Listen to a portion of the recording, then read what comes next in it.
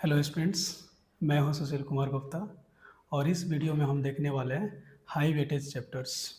देखो, लास्ट में बच्चे जो होते हैं कंफ्यूज हो जाते हैं कि उनको कौन से चैप्टर्स पढ़ने चाहिए, कौन से चैप्टर्स नहीं पढ़ने चाहिए, ठीक है, और कौन से चैप्टर ज़्यादा स्कोरिंग है।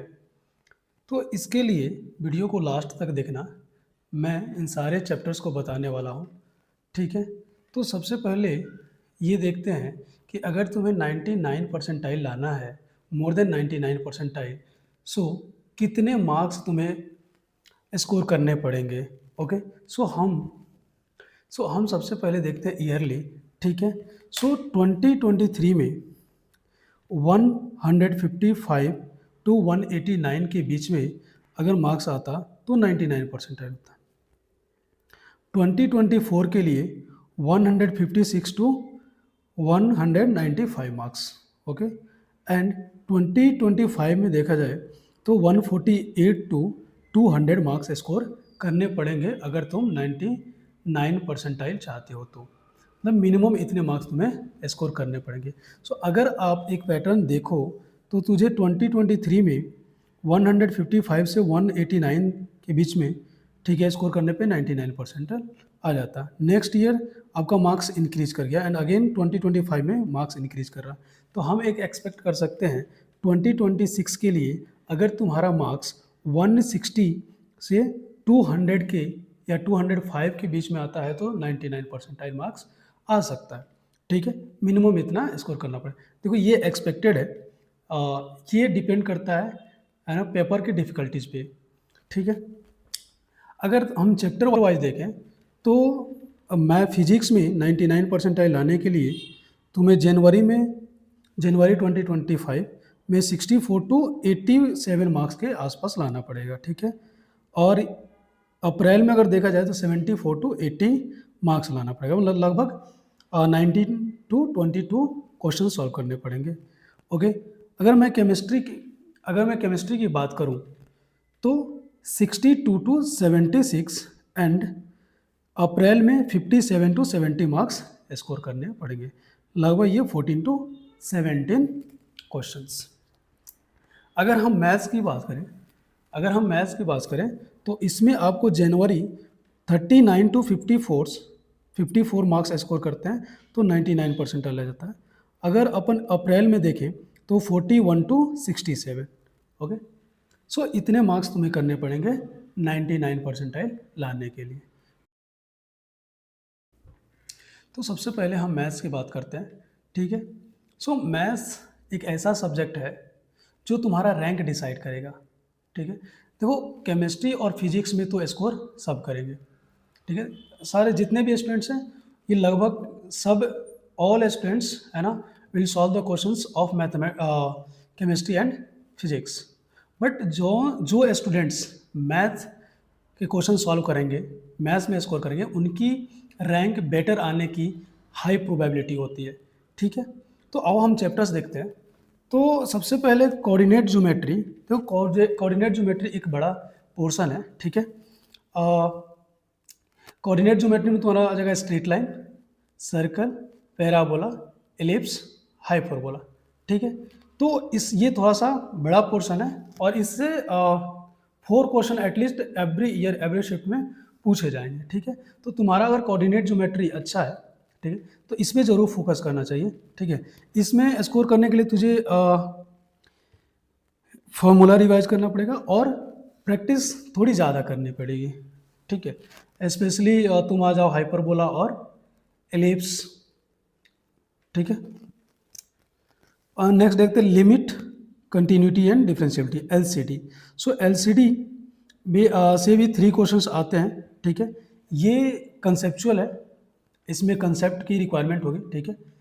तो इसको थोड़ा अच्छे से प्रैक्टिस करना पड़ेगा, बट ये high scoring we can say, इसका वेटेज अच्छा है, ठीक है। 3 क्वेश्चन। Integral calculus. देखो, इंटीग्रल कैलकुलस में तुम्हारा सबसे पहले तो इनडेफिनिट इंटीग्रेशन, डेफिनिट इंटीग्रेशन, ठीक है, एरिया एंड डिफरेंशियल इक्वेशन, ये 4 चैप्टर्स आ जाएंगे, ठीक है। तो इसको क्या है, ये भी कंसेप्चुअल होता है और थोड़ा कैलकुलेटिव भी होगा, ठीक है। बट अगर तुमने इनडेफिनिट इंटीग्रेशन कर लिया तो तुम्हारे लिए डेफिनिट भी ईजी हो जाएगा, ठीक है, डेफिनिट का प्रॉपर्टीज वगैरह तुम्हें अच्छे से देखना पड़ेगा।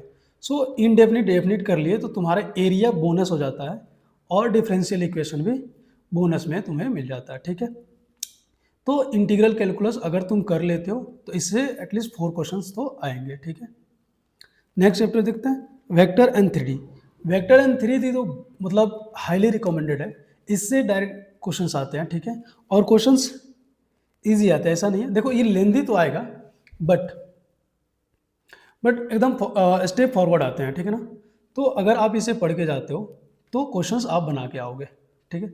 So vector and 3D important हो जाता है। Next, matrix and determinant. Matrix and determinant से 2 क्वेश्चंस आएंगे, डायरेक्ट एप्लीकेशन बेस्ड क्वेश्चंस होते हैं, ठीक है।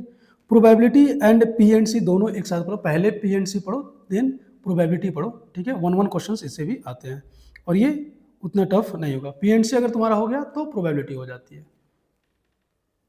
Then complex number and quadratic equation, ठीक है, ये हाई स्कोरिंग होता है। एंड अगर set and relation, set relation से 1 क्वेश्चन आएंगे। बाइनोमियल थ्योरम, बाइनोमियल थ्योरम भी देखो ये ज़्यादा टफ नहीं है और 1 क्वेश्चन आता है और लेंथी चैप्टर सिलेबस भी नहीं है, ठीक है। तो बाइनोमियल थ्योरम अपने लिए इंपॉर्टेंट हो जाता है। नेक्स्ट, सीक्वेंस एंड सीरीज, ये भी छोटा है और एक 1 क्वेश्चन आएगा तो इसको भी करना मतलब ज़रूरी होता है। एंड ठीक है, एस्थेटिक्स। सो एस्थेटिक्स सेट रिलेशन से अगर मैं कंबाइन कर दूं तो एक क्वेश्चन तो 100% आते हैं। ये छोटे छोटे चैप्टर्स है तो इनको कर लेना चाहिए। नेक्स्ट हम देखते हैं फिजिक्स। सो मॉडर्न अलजेब्रा सबसे ज़्यादा वेटेज रखते हैं, इससे 4 क्वेश्चंस आएंगे, ठीक है। इसमें डायरेक्ट क्वेश्चन जो आते हैं डायरेक्ट एनसीईआरटी से आएंगे, फॉर्मूला बेस्ड आते हैं, ठीक है। एंड करंट इलेक्ट्रिसिटी से 3 क्वेश्चंस आते हैं और ये क्वेश्चन जो होंगे थोड़ा कंसेप्चुअल होगा एंड न्यूमेरिकल टाइप आ जाए, ठीक है। इलेक्ट्रोस्टैटिक्स एंड कैपेसिटेंस से भी 3 क्वेश्चंस आएंगे, ओके। ये थोड़ा कंसेप्चुअल होता है बट क्वेश्चंस तो 100% 3 आएंगे इससे, ठीक है। तो इसमें ज़्यादा थोड़ा प्रैक्टिस करना पड़ेगा। मैग्नेटिक्स 2 क्वेश्चंस आएंगे और ये करंट इलेक्ट्रिसिटी से रिलेटेड होता है। Heat and thermodynamics, heat and thermodynamics scoring chapters है तो इसे तुम्हें पढ़ना चाहिए।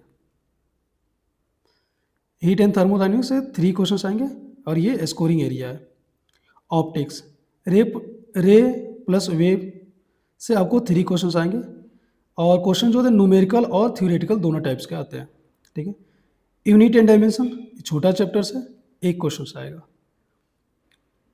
काइनेमेटिक्स 1 क्वेश्चन ईजी है, इसे करना चाहिए। लॉ ऑफ मोशन एक conceptual and formula based questions आते हैं, इसे 1 क्वेश्चंस आएगा, ठीक है। वर्क फॉर एनर्जी से 1 क्वेश्चंस, ये कंसेप्चुअल होता है और फार्मूला बेस्ड आते हैं क्वेश्चंस। रोटेशनल मोशन 1 क्वेश्चन आएगा, ये थोड़ा सा ट्रिकी क्वेश्चंस आते हैं, ठीक है। तो प्रैक्टिस अच्छे से कर लेना, प्रैक्टिस अच्छे से कर लेना, ठीक है। Gravitation 1 question, simple harmonic motion 1 question, semi conductor, semi conductor से 1 क्वेश्चन आएगा और एनसीईआरटी बेस्ड आएगा, डायरेक्ट एनसीईआरटी से। अब हम देखते हैं केमिस्ट्री। सो केमिस्ट्री फर्स्ट कोऑर्डिनेशन केमिस्ट्री, इससे 2 क्वेश्चंस आएंगे और फिक्स्ड है, ठीक है। पी ब्लॉक से 1 क्वेश्चंस, केमिकल बॉन्डिंग 2 क्वेश्चंस, ये तुम्हारा इनऑर्गेनिक का कोर चैप्टर है, ठीक है। पीरियोडिक टेबल 3 क्वेश्चंस, ओके, ये कंसेप्चुअल होगा इससे। इक्विलिब्रियम 2 क्वेश्चंस, इक्विलिब्रियम में केमिकल और आयनिक इक्विलिब्रियम लगा 2 क्वेश्चंस आएंगे। ये जो क्वेश्चंस आते हैं ये कंसेप्चुअल प्लस न्यूमेरिकल होंगे, ठीक है। Atomic structures 2 questions, thermodynamics and thermochemistry 2 question, mole concept 1 question, ये न्यूमेरिकल बेस्ड क्वेश्चंस आएंगे, ठीक है। Chemical kinetics 1 question, GOC 1 question, और ये बहुत ही इंपॉर्टेंट चैप्टर है, ठीक है, तुम्हारा ऑर्गेनिक केमिस्ट्री का। सो इसे तो अच्छे से पढ़ना पड़ेगा तुम्हें, ठीक है। जीओसी अच्छे से करना। And hydrocarbons 1 question, mechanism based question आएंगे।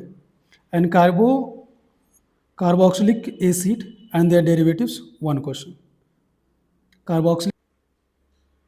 Carboxylic acid and their derivative से ठीक है।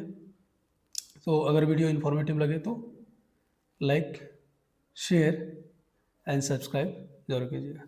Thank you.